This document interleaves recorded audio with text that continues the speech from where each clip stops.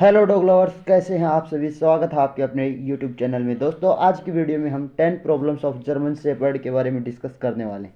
तो फ्रेंड्स, अब अगर आप एक डॉग लवर हैं तो जर्मन शेपर्ड लेना ज़रूर चाहेंगे, लेकिन इससे पहले आप इनकी 10 कमियों के बारे में जान लीजिए कि कहीं बाद में आपको पछताना ना पड़े एक जर्मन शेपर्ड डॉग लेने के बाद। तो सबसे पहले कमी ये है कि जर्मन शेपर्ड अगर आप लेते हैं, अगर आप एक फ़र्स्ट टाइम ये डॉग ले रहे हैं तो ये बहुत अच्छा है, लेकिन फिर भी मैं कहूँगा आप इसे एक अच्छी ट्रेनिंग दीजिए, क्योंकि कई बार देखा जाता है कि जर्मन शेपर्ड या तो बहुत ज़्यादा खूंखार हो जाते हैं या फिर वो बहुत ज़्यादा फ्रेंडली हो जाते हैं। इतने फ्रेंडली हो जाते हैं जर्मन शेपर्ड, कई बार तो दूसरे कुत्ते या बाहर से आए हुए किसी व्यक्ति पर भोंकते भी नहीं हैं। तो इसके लिए आपको एक उन्हें अच्छी तरह से ट्रेंड करना चाहिए ताकि वो आपको आसानी से अडोप्ट आप उन्हें कर सकें। अगला है, ये वेट अपना जल्दी गेन नहीं कर पाते। आपने देखा होगा अक्सर जो जर्मन शेपर्ड हैं वो दुबले पतले रहते हैं। तो इसके लिए आपको ध्यान रखना है कि उन्हें एक अच्छी डाइट खिलानी है, और उनको ज़्यादा मोटा तगड़ा बनाए रखने के लिए उन्हें आप अच्छी डाइट देंगे तो ही वो अच्छे स्वस्थ रह पाएंगे। और उनमें हेल्थ इश्यू भी इतना जल्दी रहता है कि वो बहुत ज़्यादा बीमार होता है। आई आई रिलेटेड बीमारियां और उन्हें कैंसर, स्किन रिलेटेड बीमारियां बहुत जल्दी से हो जाती हैं, जिसके कारण वो उनकी जो लाइफ टाइम है वो भी लगभग 9 से 10 11 तक ही माना जाता है। अगला बात है उनको डिवोम। अगर जर्मन शेपर्ड को आप बार बार डिवोम नहीं कराएंगे, अगर उसके पेट के कीड़े नहीं मारेंगे, तो एक तो उसका वेट भी नहीं बढ़ेगा और इसके कारण हेल्थ इश्यू भी आएंगे। तो उसको आपको नियमित रूप से डिवोम करवाना पड़ेगा। अगला है उसका एक चीज़ ध्यान रखनी है, वो आपको इसको अगर आपका घर छोटा है तो ये आसानी से उसमें स्टेबल नहीं पाएगा। अगर आपका घर मीडियम साइज़ है या बड़ी साइज़ का है तो अपने आप को आसानी से उसमें स्टेबल कर लेगा। उसमें अगर गार्डन वगैरह है या आप उसे अपने खेत वगैरह के लिए ले रहे हैं तो वो आसानी से अपने आप को टैकल कर लेगा। लेकिन उसके लिए आपको ध्यान रखना है कि उसके लिए आपको एक छोटा घर वो बिल्कुल भी उसमें आसानी से नहीं टिक पाएगा। अगला है उसके लिए अकेला रहना। अगर आप जर्मन शेपर्ड को अकेला रखना चाहते हैं तो ये बहुत ही गलत है, क्योंकि जर्मन शेपर्ड बहुत ही सोशलाइज्ड डॉग होता है और ये अपने आप को अकेला कभी बर्दाश्त नहीं करता। तो इसके लिए आपको ज़रूरी होगा कि आप उसे अकेला न रखें घर पर।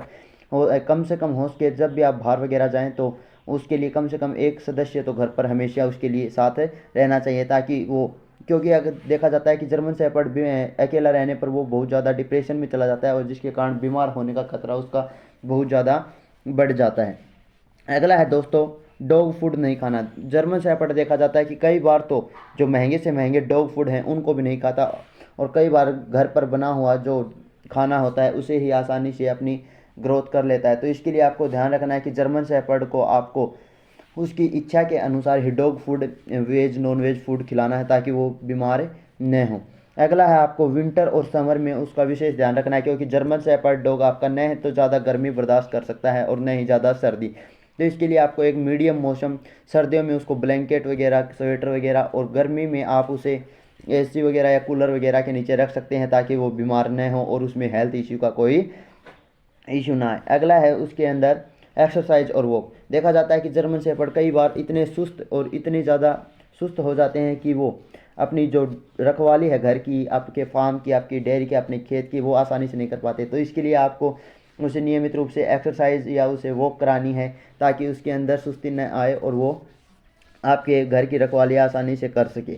अगला देखा जाता है कि ये बहुत अच्छा गार्ड और डॉग होता है, लेकिन फ्रेंडली बिहेवियर इसके अंदर इतना आ जाता है कि ये आपके बड़े से बड़े दुश्मन पर जब आप उसे किसी को पकड़ाने या किसी के लिए हमला करने के लिए कहेंगे तब भी ये आपकी बातें नहीं मानेगा। और ये सब बातें आपको जर्मन शेपर्ड अगर आप लेना चाहते हैं तो आपको ये ध्यान रखनी है। अगला है इसकी हेयर रिलेटेड। इसके जो हेयर फॉल की समस्या बहुत ज़्यादा है, तो इसके लिए आपको ध्यान रखना है कि उसे नियमित रूप से शैम्पू वगैरह से आपको वॉश करना है ताकि आपको हेयर फॉल की प्रॉब्लम से आसानी से सोल्व कर सके।